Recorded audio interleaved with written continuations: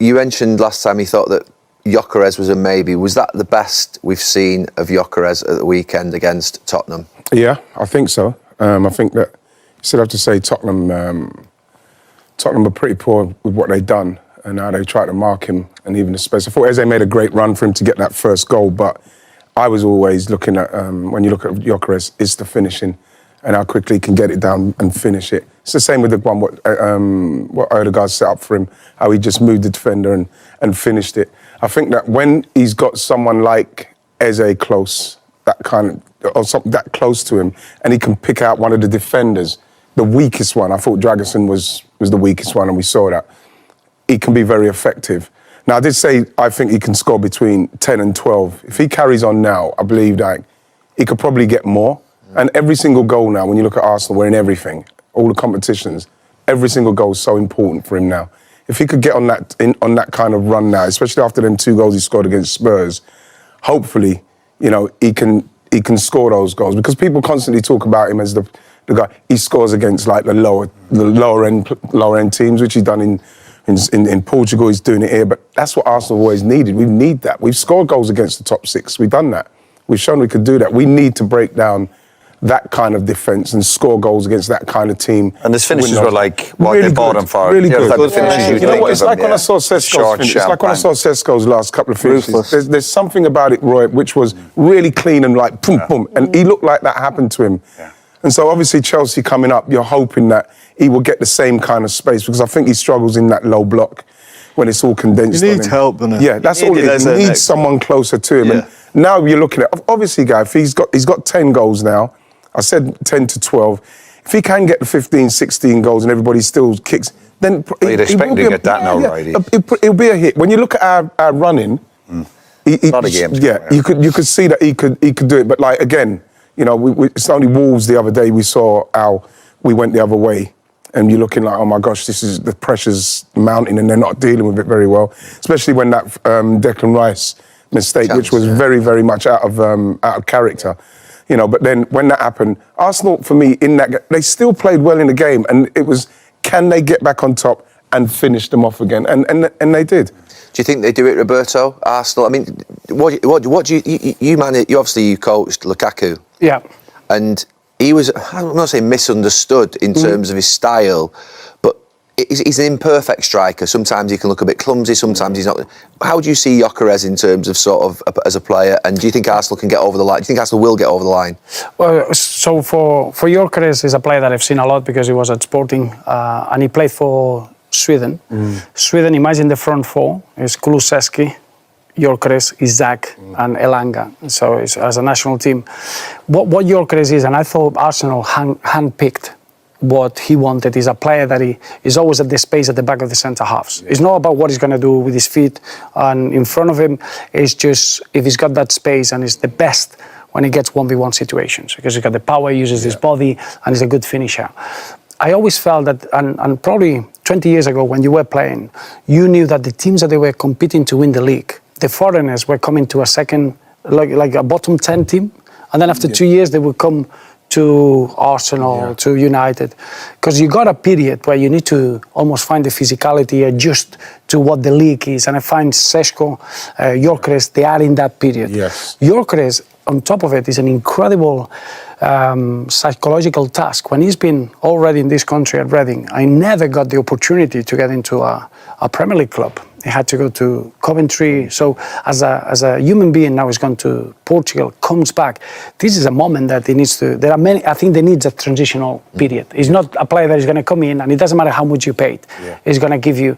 But he's got the potential to be the leading goal scorer for Arsenal for the next 4 or 5 years once he's ready. And I think the game against Spurs show you what he can do when the space is there and when the style suits him. But I think what Mikel Arteta has done is he brought a player that he didn't have for those sort of games, whatever it is, the one that you need to use the contact in the box to score goals, the one that you need to explore the space. You know what? But I think he's got everything to be able to cope with that. You know what I liked as well, what he done as well, right? He kept him on. You know, he kept him on. And that, for me, as a striker, you don't want to be taken off. Even though he scored that last one right at the death there, he needs to be on, knowing that I'm going to get those goals at the end. I can finish the game off as well. You take him off. Quicker, didn't he? You know what? You can just see something. And like I say, I'm not going to just act like Spurs are one of the top end teams where they played. And like I said, I thought Eze made a great run to make that space because that ball came from a long way to come into his feet on the edge of the box with no one near him. So I was thinking, can he control this and finish it quick? Bam, done it. And you think to yourself, right, okay, let's go. Not really seen that in him before, have you? Like cleanness of strike. Yeah, and the thing is that, you know what else as well? He looks like that. He looks like that now. He feels, you can see him. He felt like that.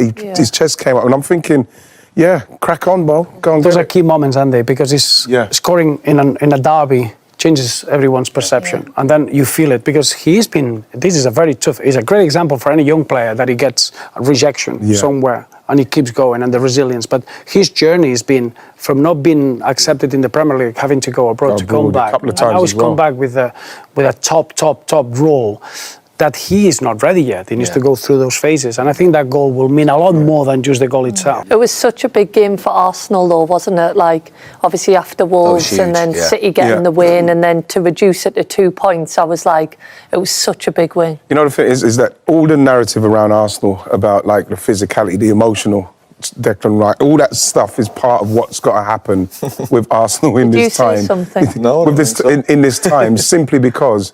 You know, and you guys know, you've done it so many times. It's about the games and winning the games.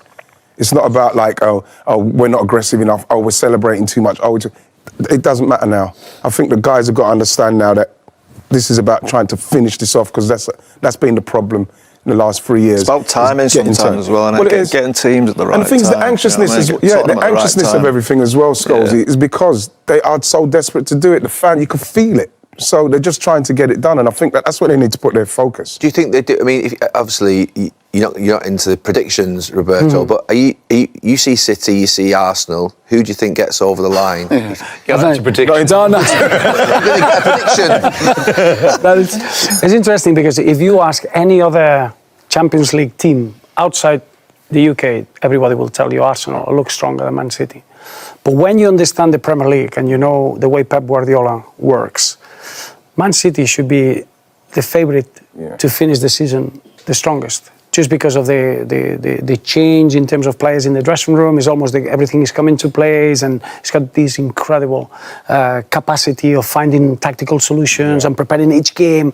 When you look at it from outside, everybody in the Champions League, all the top clubs in the Champions League, they highlighting Arsenal. So as in the Europe team. now, Arsenal are seen as the team that are the most dominant. Yes, because they beat Real Madrid the way they did, because they're a team that can defend very well without the ball, that they can play with the ball. It's a very complete team. Set plays, I know that in the UK it's different. In the Premier League, everybody works the set plays well. But in Europe, nobody can defend a corner from Arsenal. That's a reality. And when you look at the Premier League teams against European opposition, the goals that they score from that ball situations is incredible. It's a trend that it hasn't developed in Europe yet. And that side of it can be a big strength in Europe. Yeah. But in the Premier League, I don't think you can call it. I think even that game, Man City Arsenal, is going to have a bigger influence than we think. And what is it, 90 minutes? 90 minutes could be anything. Could it be a bad decision? Could be a bit of luck, a bit of magic. So I think the league is going to be decided in. And they have that cup final as well, didn't it? That can just derail one of them. Maybe. That's it. And what happens in the Champions League? Champions League could be that City plays Real Madrid and they're out, and then Arsenal depends. The thing is that when he wants a title chase, I want a title challenge. You know, keep me going on about Arsenal all the time. You know, who is Nev? Nev, yeah. Yeah, but he's just walking on the team. He's got like Nev's, but like I had to protect Nev's. No, I had to protect him because then what people were saying was, yeah, but if City are doing really well, Nev still wants a title challenge. So don't dig out my mate. You know what I mean? Just because he's saying, he wants when Arsenal score, he's like, good goal from Arsenal. Yeah, but and then someone else scores, he goes, what a finish! Do you know something? Gary, you've got a tough job here. Paranoia. Incredible. You think they'll win it? I think Arsenal will win it. I think they will win it. Arsenal fans are pissed off with me because a couple of weeks ago when City scored 2 in the last 10 minutes at Anfield, they thought that I was like sort of over-celebrating. Yeah. The fact is that was big. And by the way, Arsenal wobbled like mad for a week after, by the way. So let's be clear, it was big. Do you think Arsenal win the league, Ian? Yes, I do. You know, you've got to still remember, we're joint top scorers. We conceded the least goals. That's facts, bro. I'm not going on pure faith. I'm not going on pure faith. You're broing me off. No, You're broing me off. no. Broing me off. I'm not broing. You're broing me off. We know the faith. Listen, I'm not broing you off. Gary, I have to believe it. I have to believe it. You know, with what they're trying to do and what they're trying to finish, You were the first I have to believe. I've had the faith from the start. I know people say faith is believing in something that, you know, believing in something that you haven't, that's not there. But like, it's faith. All right, you don't have to explain yourself. You said you're going to win the league. I'll say one thing logical. Nervous himself. I'm not nervous. I'm just like anxious. I'm anxious. Why would I not want Arsenal to win the league? No, to ask the people with your commentary what You would rather Arsenal asking win the you league that. than City, wouldn't you? 100%, of course I would. Now, to be fair, I said to them, But Gal, we just I'd want to see a rather little wobble, City. don't we? That's all it is. Gary just wants to see a title race. Yeah, we all want it. Yeah, we want to see a We want close to see a title finish. race. Everyone wants to but see it. when you're the team that's up there, and we have wobbled, after the Tottenham game, up to the Tottenham game. It started with the United game for me, where it just like, oh, whoa, what's happening? We have wobbled, but at the same time, that's what's meant Of course to you're happen. going to wobble. Yeah, it's all meant part to of the happen. journey. it's fine, relax with it. I'm relaxed with It it. is exciting. You can tell by my octave in my voice. It is. Man United could still win it. Look at Man United. How come we're not talking about Man United and they're playing Don't well? talk about Man United, bro.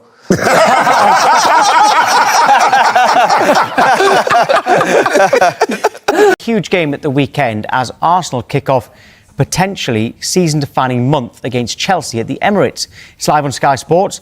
Arsenal currently 5 points here at the top of the table, still in all 4 competitions, and Declan Rice admits he needs to win a big trophy if he's to have any chance of winning the Ballon d'Or.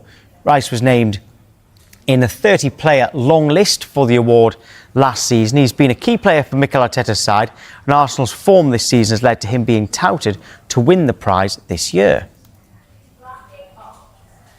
We want you to get involved in those conversations, but we can have a look at the quote that Rice said. He said, "You want to be involved in these conversations. You see the recent Ballon d'Or winners and what they've done during the season. Hopefully we can be successful and I can be in those conversations.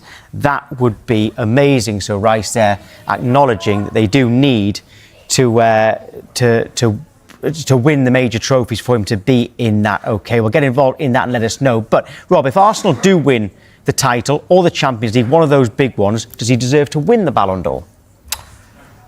I don't know about deserve to win the Ballon d'Or, but if you say, is Declan Rice a contender for the Ballon d'Or if he wins those trophies? I mean, you have to. You don't have to win the trophies. You have to show that you're a great player. For me, that's the number one. The Ballon d'Or was created in France years and years ago, and it was about who's the best player, not who won the trophies, not who won the Champions League, not who won their own league, and then who's in favour that year. And we go back, and the Ballon d'Or it wasn't even allowed out of Europe for a winner out of Europe. So the Ballon d'Or now, for me, we should get back to the Ballon d'Or being about the best player. Is Declan Rice a great player? Absolutely. Do I see him in that top 3 in the world? No. I don't know about winning it. Because when Dembele won it, it was probably because PSG was so successful, as opposed to he was the best player. Or do you think? But you're saying that it shouldn't matter, just doing an individual performance rather than lifting a trophy. And I think there should be an accountability for it. Okay, did he play excellent? Did he make the biggest impact in his team? Did he make a biggest impact in the tournaments? Did he win the trophies as well? I think you have to go down the line for the trophies. And firstly, we have to judge it on the Ballon d'Or, which is the best player in that year. And for me, I even kind of look at last year, Dembele won it. Yes, of course, PSG, unbelievable. Dembele, great player. But I didn't think he was the best player last year to win it. So who was? Who would you have had? Out of all of Europe, I think the best player was Mo Salah. I mean, you just have to look at last year, look at the last season, and then compare. I think Vitinha in his own team was also amazing, and you look at Rafinha, Barcelona, Lamine Yamal, Mbappe, even in that category. So there's now the instinct to just choose, if you win the Champions League, we'll pick one of those. It doesn't matter who. And I think we're forgetting the actual football with our eyes, not the stats. We have to look at the game. Who's the best player? You know, in the semi-finals, in the rounds, in the final, for his club, week to week. Who's the best player? That's who we have to pick. Not who's got the best stats. Not who this team won it, so we'll just pick one of them. Doesn't matter who. And I felt like sometimes the Ballon d'Or in the last few years has been picked in that way, and we have to get back to the joy of football. Who's unbelievable? Who do we just love watching because they're so good? Who's by far the best players in the world? Let's start with that, not who's the Champions League winner this year or who's the World Cup winner, and we just pick one of them. Sometimes we're a little bit lazy with that. Well, it would help Rice if he can score more goals. He says he wants to add more goals. He cited Frank Lampard and Yaya Toure. He's only ever once scored more than 5 in one season. He got 7 in 2024. The type of midfielder he is, does he need to add goals to his game? Is that important for that type of midfielder? Yeah, I think, of course, when you are an instinctively defensive player, you don't really need to score the goals. Yes, you add impact and you add impact to your team and yeah, maybe some goals as well. For example, a centre-back. You don't expect them to win a Ballon d'Or with just goals. It adds to it and making an impact to your team or defensive midfielder. But I think we've seen now in the last few years, especially the last 3 years, teams not really having an automatic Makelele type player that is an out, Patrick Vieira's, Roy Keane's, those that they are a defensive midfielder. And that's their number one job. Everything else is a bonus. I think we're now starting to see midfielders like Declan Rice where they're a hybrid. They're not a defensive midfielder. They're not an artistic attacking midfielder. They're this hybrid midfielder that is a central midfielder that does a little bit of everything. And I think he's had an unbelievable year. I've got to say, we talk about Ballon d'Or one side, but he's had an unbelievable year. And he's in his ways, he's kind of changing this midfield position where automatically people put him in this bracket of defense midfielder. He's not that. And this other bracket of, if he's not defensive, is he an attacking midfielder? Well, he's not that as well. He's not an Ødegaard, he's not an Eze, so he's not that either. He's this hybrid of just quality, reading the game. When his team is in danger and they're exposed and there's a transition counter-attack, he's the one who reads the game and almost with his pace and his tackling gets them out of a lot of trouble. It's why they're top of the league. He's a big impact on why Arsenal are top of the league and top of the Champions League. And in terms of criticism of him, Paul Scholes says he's too emotional. What does he mean by that? And is it actually a bad thing, being too emotional? I mean, some of the most vocal captains were very emotional. Oh, yeah, absolutely. I've had dressing rooms where the captain is the first one to, for example, you come in half-time and you're struggling or your team's not doing well, and captains come in and they're the most emotional ones because they feel the responsibility the most, and the vocal ones are the ones that come in and say, no, forget the manager of 1 second. This needs to happen, this needs to happen, this needs to happen. So I don't think he's too emotional at all. I actually think he's quite composed with it. I think he throws his hands up and all those things, but there's a composure about Declan Rice. That's what I see. Underneath, I think he is very composed. I think that's why he plays so well. Do you see him as a future captain? I mean, I know you're Welsh, but you see him as a future England captain? Oh, yeah. Harry Kane. I mean, there are others who could be there, but could he be the England captain? Oh, yeah, absolutely, yeah. The way he plays, the way he is.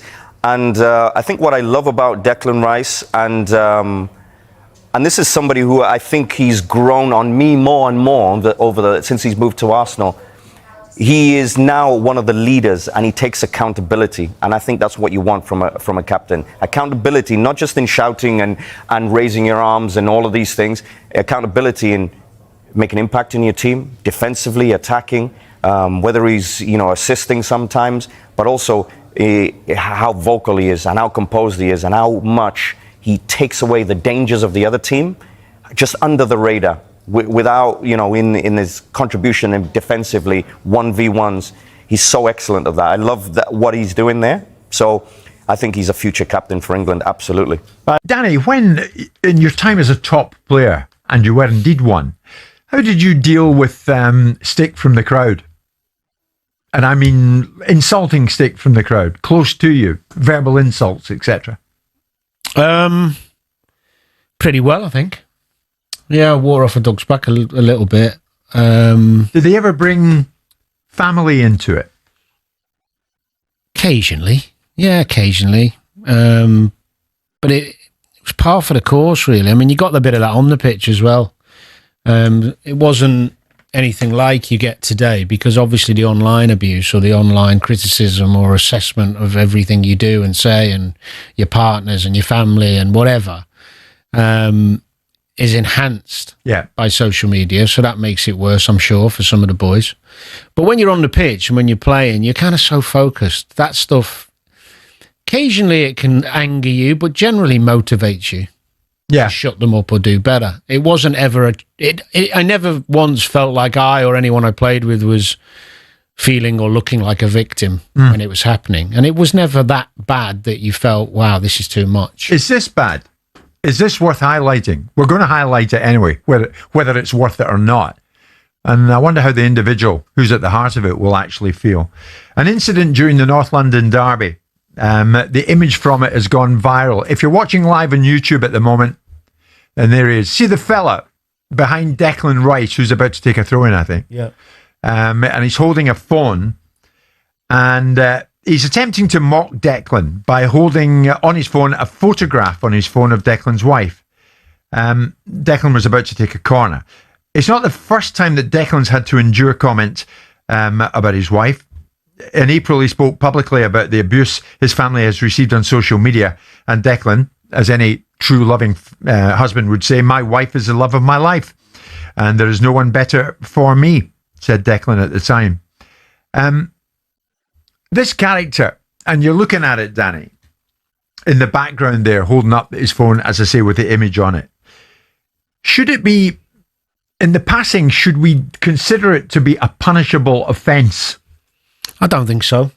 I don't think it's crossed that line, but I do think that the guy holding it has probably damaged himself more than Declan.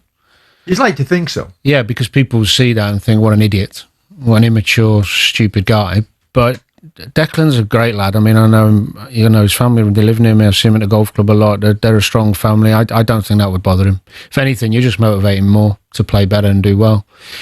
It's childish behaviour, isn't it?